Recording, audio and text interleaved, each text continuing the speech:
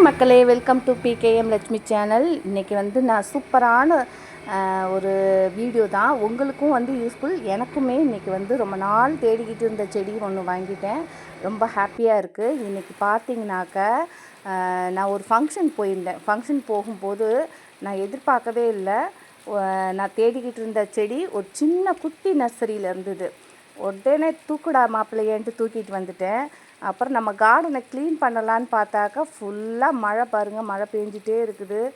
எனக்கு கொஞ்சம் கூட்டி குப்பையெல்லாம் குமிச்சு வச்சுருந்தேன். அப்படியே ஃபுல்லாக மழை தண்ணி வந்து எல்லா இடமும் அந்த மண்ணை வந்து ஸ்ப்ரெட் பண்ணி விட்டுருச்சு. சரி, இனிமேல் இதை வந்து வாஷ் பண்ணி தான் விடணுங்கிற ரேஞ்சுக்கு எல்லா பக்கமுமே அந்த அழுக்கு தண்ணி ஓடி ரொம்ப கசகசன்னு ஆகிப்போச்சு. என்ன பண்ணுறதுன்னு தெரியல. ஏன்னா இப்போ வரப்போகிறது ஃபுல்லுமே மழைக்காலம் தான். அப்போ வந்து தரையில் வந்து மண் இல்லாமல் பார்த்துக்கணும்.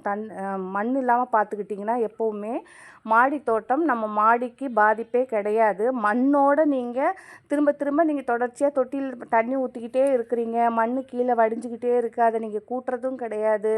அப்படியே பரவாயில்ல மொத்தமாக செஞ்சுக்கலான்னு சொல்லிட்டு இருந்தீங்கன்னா உங்கள் மாடி வந்து ஃபுல்லாக நாஸ்தியாகி ஃபுல்லாக வந்து கீழே சீலிங் வந்து லீக்கேஜ் ஆக ஆரம்பிச்சிடும். அதனால் எப்போவுமே மாடி தோட்டம் வைக்கும்போது பார்த்திங்கன்னா இந்த மாதிரி கீழே கூட்டி சுத்தமாகவே வச்சுக்கோங்க. அப்போ தான் பார்க்குறதுக்கும் அழகாக இருக்கும். நம்ம மாடி எந்த பிரச்சனையுமே இல்லாமல் இருக்கும்.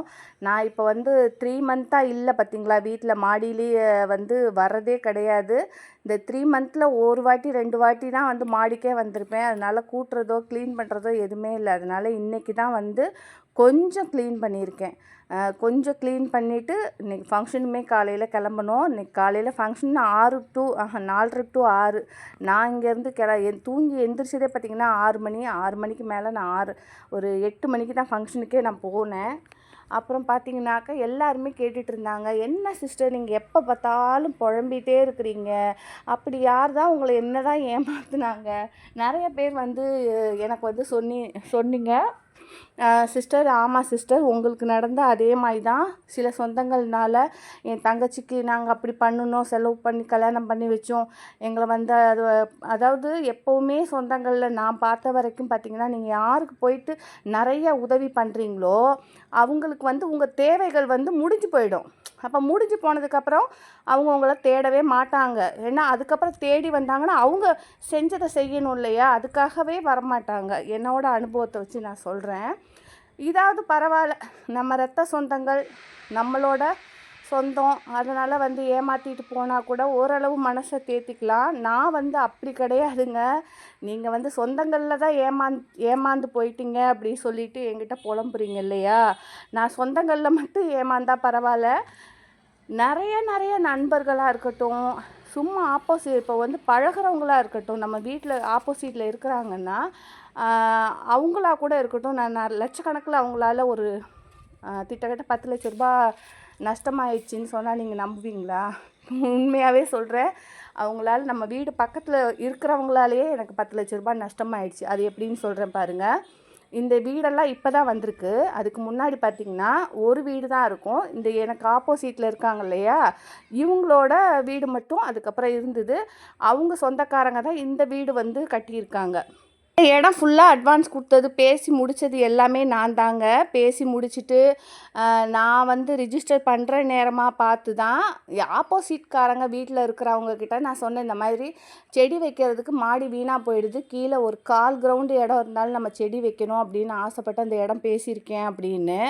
அப்போ என்கிட்ட சொன்னாங்க, உங்களுக்கு வந்து வீடை ஒட்டி கொஞ்சம் இடம் தானே வேணும், அப்போ உங்களுக்கு இஷ்டம்னாக்க எனக்கு ஒரு 1/4 கிரவுண்டு கொடுங்க அப்படி சொன்னாங்க. முடியாதுன்னு எப்படி நம்ம சொல்கிறது? சரின்னு ஒப்புக்கு நான் சொல்லிட்டேன். சொன்னதுக்கப்புறம் எங்கள் வீட்டுக்காரர்கிட்ட சொல்லும்போது எங்கள் வீட்டுக்காரும் பெருசாக எடுத்துக்கல. அப்புறம் எங்கள் வீட்டுக்காரை பார்க்குறதுக்கு அந்த பொண்ணு, அவங்க 2 குழந்தைங்க, அவங்க ஹஸ்பண்டு, மாமியார், நாத்தனார், அதுக்கப்புறம் வந்து பார்த்திங்கன்னா ஒரு 10 பேர்கிட்ட வந்தாங்க வீட்டுக்கு வந்துட்டு உட்காந்து பேசினாங்க. சார், இந்த மாதிரி நீங்கள் அந்த இடம் வாங்க போகிறீங்க, எனக்கு ஒரு 1/4 கிரவுண்டு கொடுங்க, நீங்கள் உங்களுக்கு 1/4 கிரவுண்டு எடுத்துக்கோங்க, எங்களுக்கு 1/4 கிரவுண்டு கொடுங்க அப்படி சொன்னாங்க. அதாவது 900 square feet 900 square feet 1800 square ஃபீட்டில் ஆளுக்கு பாதி பாதி எடுக்கலாம் அப்படின்னு. அப்போ பாதி பாதியாக எடுத்தால் வால் மாதிரி இருக்கும் இல்லையா, அவங்க வீடு கட்டினாலும் ரொம்ப வந்து வால் மாதிரி பின்னாடி வரைக்கும் போகும். எங்களுக்கு வந்து அப்படி கிடையாது, வீடோட கனெக்ட் பண்ணும்போது சதுரமாக இருக்கும் அப்படிங்கிறதுனால நான் வந்து ஓகே சொல்லிட்டேன். ஆனால் அவங்க வந்து என்ன பண்ணாங்க, வீடு தேடி வந்து நாங்கள் 2 குழந்தை வச்சுருக்குறோம், எங்களுக்கு ரொம்ப கஷ்டமாக இருக்குது, எங்களால் இதுக்கு மேலே வந்து வீடு கட்டவோ இடம் வாங்கவோ எங்களுக்கு வசதி கிடையாது, நீங்கள் மனசு வச்சிங்கன்னா எனக்கு வந்து ஃப்ரண்டேஜ் மட்டும் கொஞ்சம் எக்ஸ்ட்ரா கொடுங்க ப்ளீஸ் அப்படின்னு கேட்டிருந்தாங்க. நானும் சரி ஓகே ஃப்ரண்டேஜ் வந்து கேட்குறாங்களா கொஞ்சம் கொடுப்போன்னு பார்த்தோம். அப்புறம் எங்கள் வீட்டுக்காரர்கிட்ட வந்து குடும்பத்தோடு பேசும்போது சரி போனால் போது பரவாயில்ல கொடுத்துடு அப்படின்னு சொல்லிட்டு எங்கள் வீட்டுக்காருமே ஃப்ரண்டேஜ் ஃபுல்லாகவே ஒரு 4 அடி 5 அடி மட்டும் விட்டுட்டு மீதி வந்து 25 அடிக்கிட்ட அவங்களுக்கு ஃப்ரண்டேஜ் கொடுத்தாச்சு. ஃப்ரண்டேஜ் கொடுத்துட்டு நாங்கள் பின்னாடி எடுத்துக்கிட்டோம். அப்பவும் நான் எங்கள் வீட்டுக்காரரை சொன்னேன், வேண்டாங்க அதெல்லாம் வந்து இப்போல்லாம் நல்லா பேசுவாங்க, அதுக்கப்புறம்லாம் வந்து அப்படியே மனசு மாறிடுவாங்கன்னு. அவங்க கேட்கவே கிடையாது. இல்லை இல்லை முடியாது, நான் சொல் பேச்சு கேளு, அவனே பாவம் கெஞ்சுறாங்க, குழந்தை வச்சுட்டு இருக்கிறேன், லோன் போட்டு தான் வீடு கட்ட இடம் வாங்க போகிறேன்னு சொல்கிறாங்க, போனால் போது கொடுத்துருவோம் அப்படின்னாரு. சரின்னு சொல்லிட்டு எங்கள் வீட்டுக்கார் பேச்சுக்கு மறு பேச்சு இல்லைன்னு சரின்ட்டேன். அப்புறம் ரிஜிஸ்ட்ரேஷன் பண்ணும்போது பார்த்தீங்கன்னா கையில் காசு இல்லைன்றாங்க. காசு இல்லைன்னா அப்போ என்ன பண்ணுறதுன்னு தெரியலையே அப்படின்ட்டு முழிச்சிட்டு இருக்கும்போது அவங்கள நான் கூட்டிக்கிட்டு போயிட்டு பேங்க்கில் போய் என்னோடய ஜுவல்ஸை அடமானம் வச்சு அதுலேருந்து காசை நான் வாங்கிட்டு வந்து அதுக்கு மேல் கொண்டு மறுநாள் நான் என்ன பண்ணேன்னாக்கா ஜுவல்ஸ் என்கிட்ட இருந்த 20 பவுன் நகையை கொண்டு போய் விற்றுட்டேன். அடமானம் வைக்கலைங்க, விற்றுட்டேங்க. எங்களுக்காக கிடையாது, அவங்களுக்காக சரி பாவம் கையில் காசு இல்லைன்னு சொல்கிறாங்களேன்னு சொல்லிட்டு எனக்கு தெரிஞ்சவங்க கிட்ட 5,00,000 ரூபாய் வட்டிக்கு வாங்கிட்டு அவங்களுக்காக என்னோட நகையை கொண்டு போய் 20 பவுன் நகை விற்று எவ்வளோனாக்கா 40,000க்கு விற்றேங்க. 20 பவுன் நகையை அடுத்தவங்களுக்காக கொண்டு போய் 40,000க்கு விற்பாங்களா? அப்படி ஒரு முட்டாள்தனம் நான் பண்ணினேன். பண்ணி முடித்து அதுக்கப்புறம் இடம் வாங்கினதுக்கப்புறம் எங்கள் வீட்டில் வந்து 5,000 ரூபாய்க்கு ரெண்ட்டுக்கு இருந்தாங்க மொட்டை மாடியில். இவங்க வந்து சொன்னாங்க, "ஏங்க நான் இப்போ தான் இடம் வாங்கியிருக்கேன், என்கிட்ட காசு இல்லை, 2 குழந்தைங்கள வச்சுட்ருக்கேன், என்னால் வேறு எந்த இதுவும் வந்து அட்வான்ஸோ வாடகையோ பெருசாக கொடுக்க முடியாது" அப்படின்னாங்க. நாங்கள் சரி ஓகே அட்வான்ஸ் வேணாம், வாடகை மட்டும் கொடுங்க, வாடகை மட்டும் எவ்வளோ கொடுப்பீங்க? 4,000 ரூபாய் கொடுங்க. இல்லைங்க எங்களுக்கு அந்தளவு ஏற்கனவே இருந்தவங்களே 4,500 ரூபாய் கொடுத்தாங்க, நீங்கள் 4,000 ரூபாய் கொடுங்கன்னு போது, இல்லைங்க நான் வந்து 2,500 தான் கொடுப்பேன், 3,000 ரூபாய் தான் கொடுப்பேன். சரி ஓகே பரவாயில்ல கொடுக்குறத கொடுங்கன்ட்டு அட்வான்ஸும் வாங்காமல் வாடகையும் கம்மி பண்ணி தண்ணிக்குமே காசு வாங்கலை. சரி போட்டு இருந்துட்டு போட்டுன்னு சொல்லிவிட்டு அவங்க வீட்டில் விட்டுட்டேன். அதுக்கப்புறம் பார்த்தாக்க ஃபுல்லாக வீடை பார்த்தீங்கன்னா கச கச கசன்னு வருஷ கணக்காக துடைக்கிறது இல்லை, கூட்டுறது இல்லை, அப்படியே தூங்குவாங்க, அப்படியே சாப்பிடுவாங்க, அப்படியே வேலைக்கு கிளம்பிடுவாங்க.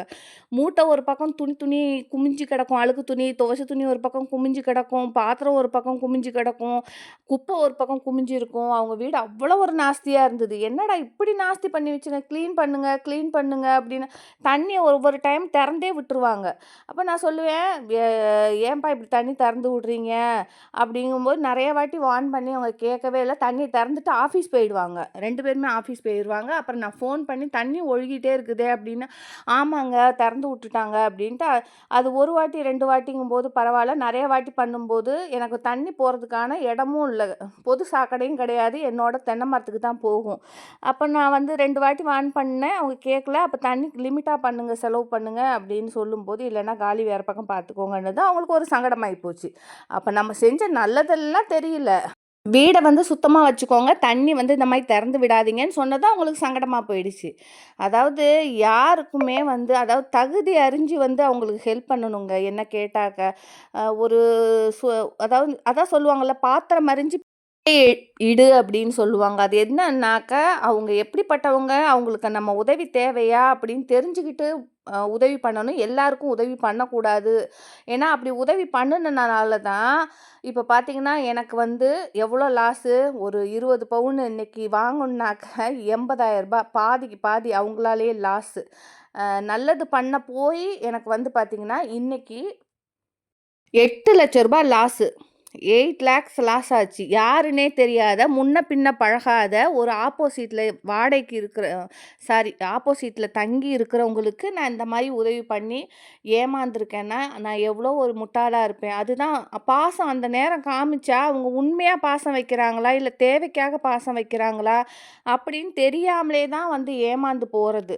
இப்போ வந்து பார்த்தீங்கன்னா, நெறைய உறவுகள் வந்து நம்மளோட தேவைகள் இருக்கும்போது பேசுவாங்க, வருவாங்க, பழகுவாங்க. நம்மளால வந்து திரும்ப தேவைகள் அவங்களுக்கு இல்ல அப்படின்னா கண்டிப்பா வரமாட்டாங்க, பேச மாட்டாங்க. ஏன்னா, உங்களோட தேவைகள் அங்க முடிஞ்சு போச்சு. திரும்ப நீங்க ஏன்னா செய்ய மாட்டீங்க. அப்ப அவங்க பேசிட்டு இருந்தா, அவங்க உங்களுக்கு திரும்ப செய்யற மாதிரி தான் இருக்கும். அதனாலேயே மெயினா என்ன பண்ணுவாங்கன்னா, அவாய்ட் பண்ணுவாங்க. இது வந்து என்னோட அனுபவம் நெறையா. இந்த பாருங்க முன்ன பின்ன தெரியாத யாரோ ஒரு ஆளுக்காக ரூ.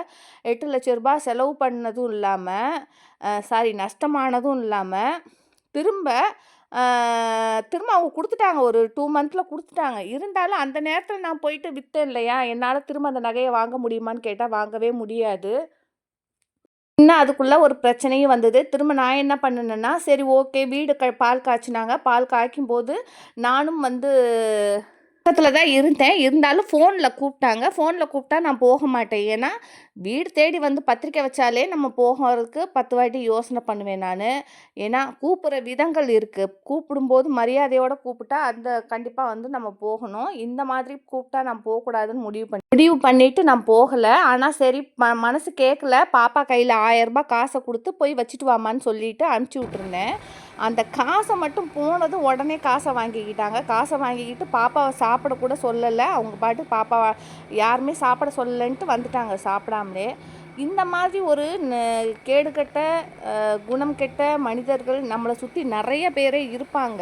நம்ம வந்து உஷாரா இருக்கலைன்னாக்கா என்ன மாதிரி ஏமாந்துட்டு பின்னாடி வருத்தப்படணும் இல்லையா? அதுக்காக தான் நான் வந்து விழிப்புணர்வு, அதாவது நான் பட்டுட்டேன். வீடியோவாக போட்டால் யாருக்காவது ஒரு ஆளுக்கு பிரயோஜனப்பட்டாலும் எனக்கு ஹாப்பி தான். என்ன செடி வாங்கியிருக்கேன், யார் யாருக்கு என்னென்ன விதைகள் இலவசமாக கொடுக்க போகிறேன் நெக்ஸ்ட் வீடியோவில் சொல்கிறேன். பாய்.